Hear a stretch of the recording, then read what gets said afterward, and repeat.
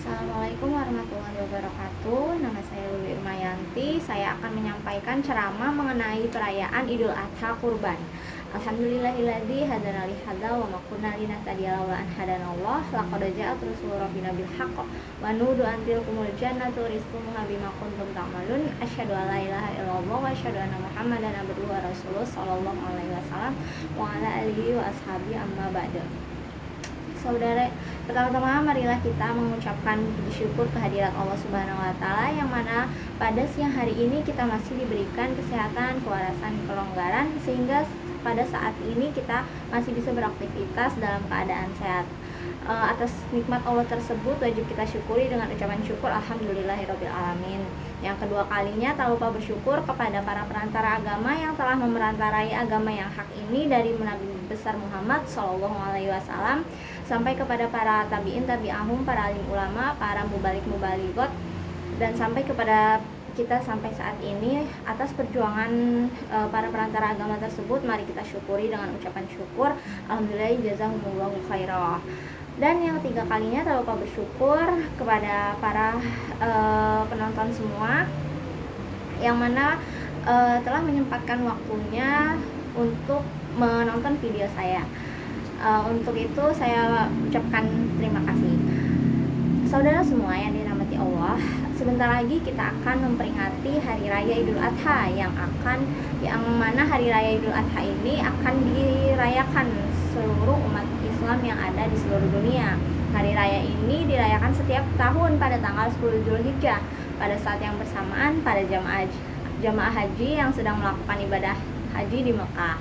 Idul Adha juga dikenal sebagai Hari Raya Kurban, yang mana kita diwajibkan untuk menyembelih hewan kurban sebagai tanda kesetiaan kita kepada Allah Subhanahu wa taala. Selain itu, Hari Raya Idul Adha juga merupakan waktu yang tepat untuk merenungkan kembali tentang makna kurban itu sendiri, yang tujuannya adalah untuk mendekatkan diri kepada Allah, yang mana sebagaimana firman Allah Subhanahu wa taala pada surat Al-Kautsar ayat 2, A'udzubillahi minasyaitonir rajim. Bismillahirrahmanirrahim. Inna a'tainakal kautsar fasholli lirabbika wanhar.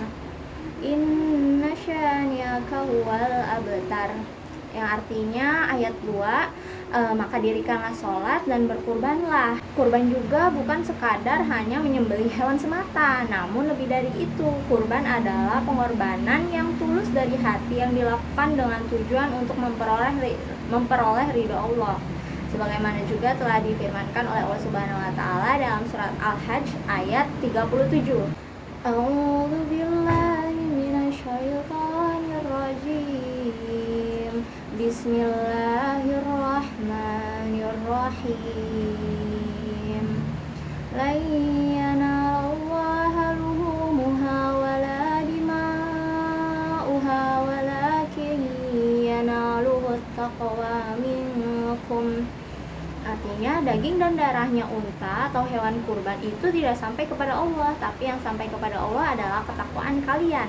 Nah, di sini ditegaskan kembali tujuan berkurban ialah untuk mendekatkan diri kepada Allah Subhanahu wa taala dan mencari keridoannya Allah.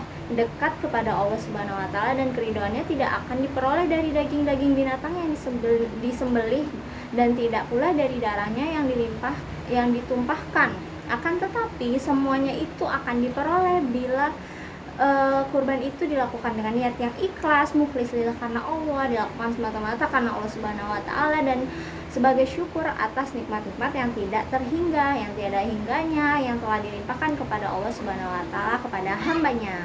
Dan sebagaimana yang kita ketahui, kurban juga memiliki makna sosial yang sangat penting dalam pelaksanaannya. Kurban memperlihatkan bahwa kita tidak hanya memikirkan diri sendiri, namun kita juga peduli terhadap sesama yang membutuhkan.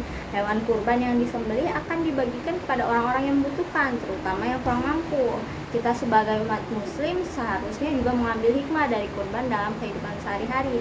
Kita juga perlu mengorbankan kepentingan pribadi demi kepentingan yang lebih besar, yaitu kepentingan umat.